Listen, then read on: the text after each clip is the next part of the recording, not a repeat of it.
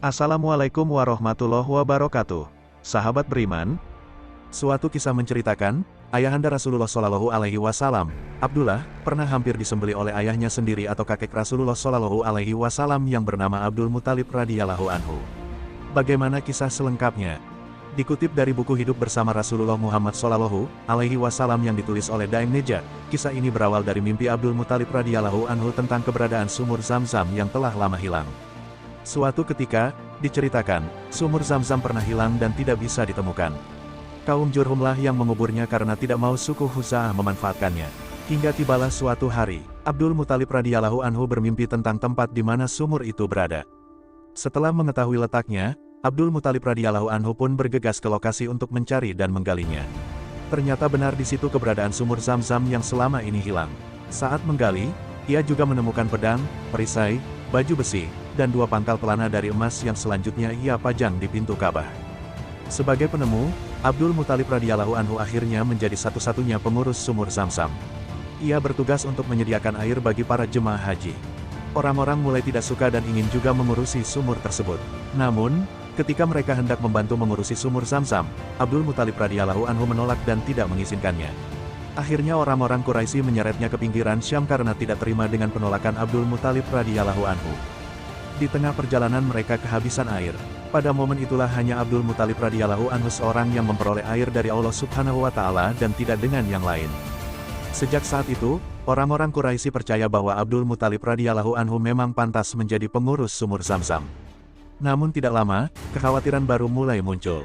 Ia menyadari bahwa dirinya hanya memiliki satu orang anak laki-laki yang bisa membantu dan meneruskan mengurusi sumur tersebut. Lalu bagaimana jika dirinya sudah tidak ada? Abdul Muthalib radhiyallahu anhu pun bernazar kepada Allah Subhanahu wa Ta'ala apabila ia dikaruniai 10 orang anak yang bisa ia kerahkan untuk mengurusi sumur Zam-Zam, maka ia akan mengorbankan salah satu anaknya kepada Tuhan di Ka'bah ketika usianya sudah balik. Allah Subhanahu wa Ta'ala mengabulkan doa Abdul Muthalib radhiyallahu anhu tersebut. Ia benar-benar dikaruniai 10 orang anak laki-laki.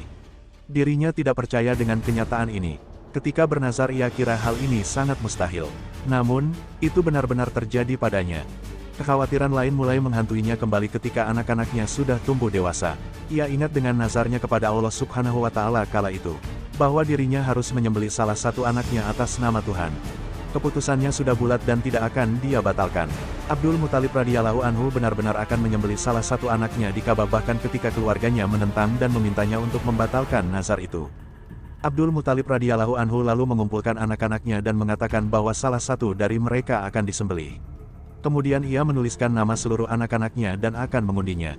Hasil undian itu membuat Abdul Muthalib radhiyallahu anhu tambah terkejut, sebab nama yang keluar adalah Abdullah. Anak yang paling tampan, paling baik jiwanya, dan paling ia sayang. Namun, keputusannya sudah bulat, akhirnya Abdullah dibawa menuju Ka'bah untuk disembelih. Abdullah ia dihadapkan ke Ka'bah dan sebuah pedang sudah berada tepat di lehernya. Ayahnya sudah siap untuk menyembelihnya. Namun, paman-pamannya dari pihak ibu mencegahnya. Lantas apa yang harus aku perbuat dengan nazarku? Tanya Abdul Muthalib radhiyallahu anhu kepada saudara iparnya. Akhirnya mereka menyuruh Abdul Muthalib radhiyallahu anhu untuk mendatangi seorang ahli untuk meminta pendapatnya.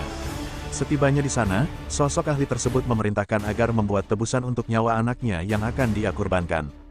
Abdul Muthalib radhiyallahu anhu diperintah untuk membuat anak panah undian yang diberi nama Abdullah dan 10 ekor unta.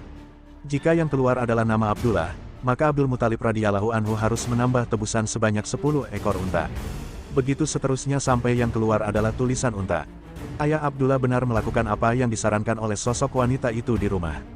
Ia memutar anak panah bertuliskan Abdullah dan unta dengan penuh kecemasan. Panah undian itu terus menunjukkan nama Abdullah bahkan setelah ia putar berulang kali. Akhirnya, setelah putaran yang ke-10 barulah anak panah itu menunjuk tulisan unta.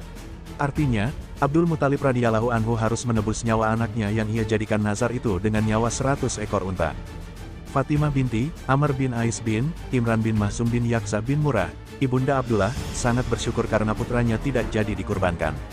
Begitu pula dengan Abdul Muthalib dan keluarganya yang lain, yang sama-sama gembira karena Abdullah tidak jadi disembelih. Sejak saat itu pula, diat denda di kalangan orang Quraisy dan bangsa Arab lainnya berubah menjadi 100 ekor unta yang sebelumnya hanya 10 ekor unta saja. Itulah sedikit paparan mengenai kisah ayah Nabi Muhammad Sallallahu Alaihi Wasallam yang hampir disembelih. Semoga menambah wawasan dan ketakwaan kita kepada Allah Subhanahu wa Ta'ala. Amin. Wallahu a'lam bisawab.